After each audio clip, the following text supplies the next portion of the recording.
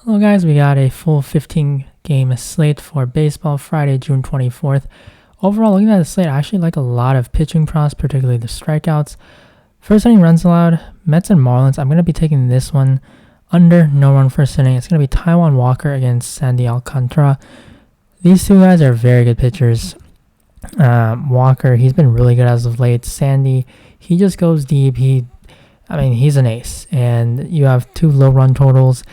They've been opening the roof, so that's one thing. The winds before they're blowing in, but now they're blowing out to left field, which that obviously that's not great. We don't want to see that when we're taking a no run first inning prop. But the two pitchers, they're very good. They have swing and miss stuff, so you gotta hit the ball, and the wind hopefully doesn't really carry anything, have too much effect on it. It's only 9 miles, so I'm gonna take a chance here. Really, that's not taking a chance. This is probably one of the better props out there for a first inning runs allowed. So under on this one. Now for strikeouts, there was a Alek Manoah, Adrian Hauser mix up earlier, but that was probably up for like a minute before it got deleted. So they're back normal. These two numbers are flipped. But with what we have on the board right now, I like Dane Dunning, 4 strikeouts over. The Nationals, not a team that strikes out a ton, but Dunning has that potential to strike out a lot of guys. He has actually his lowest K rate so far in his career, which, looking at his numbers, I feel like we could definitely see, hopefully something adjust a little bit. Like his spin's a little bit lower, but a lot of these, like the slider, it's 3 revolutions, so it's really not been that much different. So hopefully, we see more Ks here against the Nationals. He's pitching at home. He has some significant home road splits, so it's nice to see that he is going to be at home. And another big thing is catcher framing, pitch framing. So the Rangers, they have one of the best framing catchers in all of baseball, in Jonah Heim. He ranks second in catcher framing runs, so he helps the pitcher out, basically saving 4 runs. And when you look at the other catcher that they got on the team, Mitch Garver is somewhere back here at 30. So of course, when you're talking about strikeouts, things like this matter. Of course, the umpire too, but we don't know who's going to be starting behind the plate. You kind of just have to play this right now because the line's probably going to move. If it does, I think if you want to take the fantasy score, that is totally fine for Dunning as well. The Nationals, they just don't really hit the pitches that Dunning throws, they don't hit them that well. Sinker, slider, changeup. So on Fangraphs here, they don't really have a sinker, but they do have the slider and changeup. And then you look at the Nationals, they rank second worst against sliders and changeups. They're also very negative. So for the two pitches that Dunning does throw a lot, they don't hit well, and it just feels like everything really works in Dunning's favor for today. The next one is going to be Dylan Bundy, 3.5 Ks over on this one. I like his 18.5 fantasy points as well. If this moves to 4, I think you can still take at 4, but at some point, you got to get Ks in order to get to your fantasy score. So there's definitely at one point that, one's probably better than the other, but I always like to take Colorado or go against Colorado when they're on the road. They're just not a good team.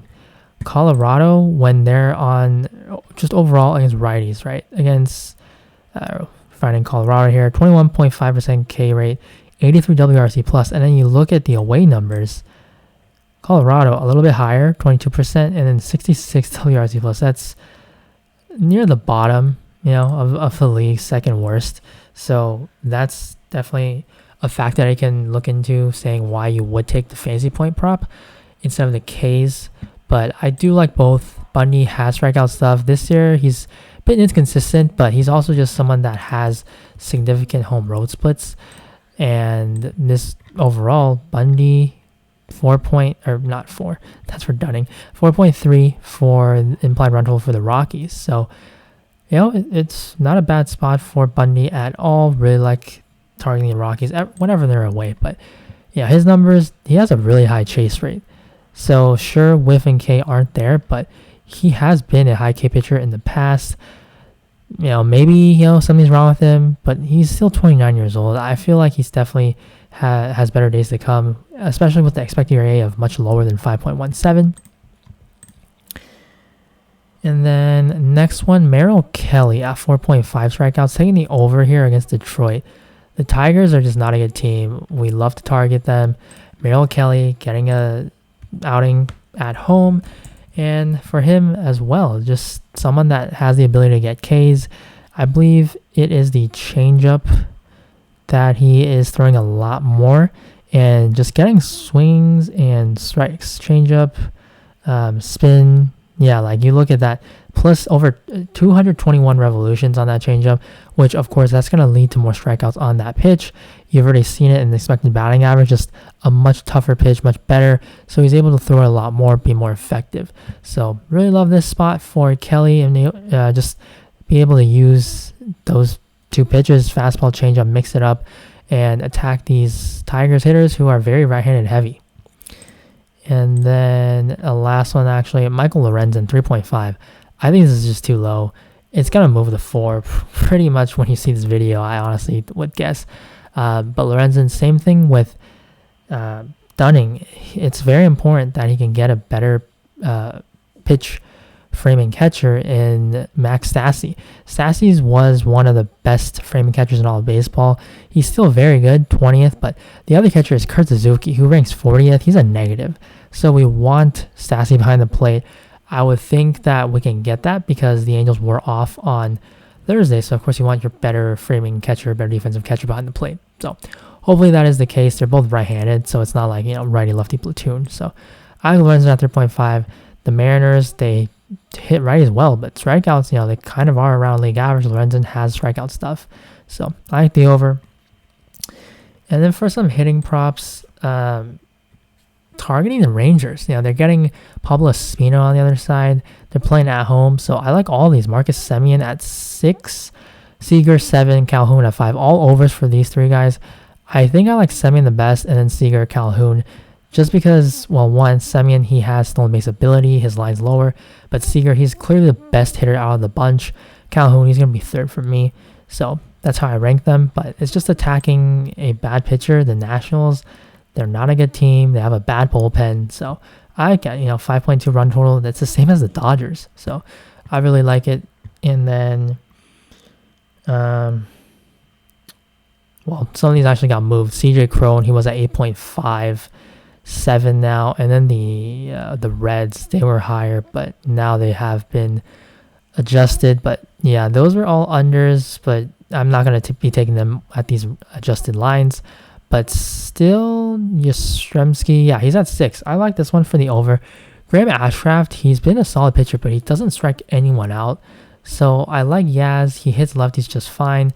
And I don't think his line should be lower than Peterson. Peterson is a guaranteed pinch hit risk. And Yaz, he will hit against lefties. So even if that, which it's probably going to come into play. But remember, the Reds, they only have one lefty, Ross Dottweiler. So if that's still going to be the case, they could call someone up, because last time when I said they don't have lefties, they called Dottweiler up. So might have to revisit that before the game. But yeah, if he's having the platoon advantage for all at bats, certainly like him, he's a really good hitter. So 6 just feels too low. Should probably be 7. And then for a total base prop, what they have up right now, it's going to be Paul Goldschmidt, 1.5. I think they just added someone, Adolis. Or actually all the Rangers. I think Seager at 1.5 would be my preferred option then. So scratch the 7, take this one if you want to play a Seager prop. But the one that I want to talk about is Paul Goldschmidt. The Cardinals have good numbers against Henricks. Henricks, not a strikeout pitcher. I like the Cardinals here. And Goldschmidt has had some good history.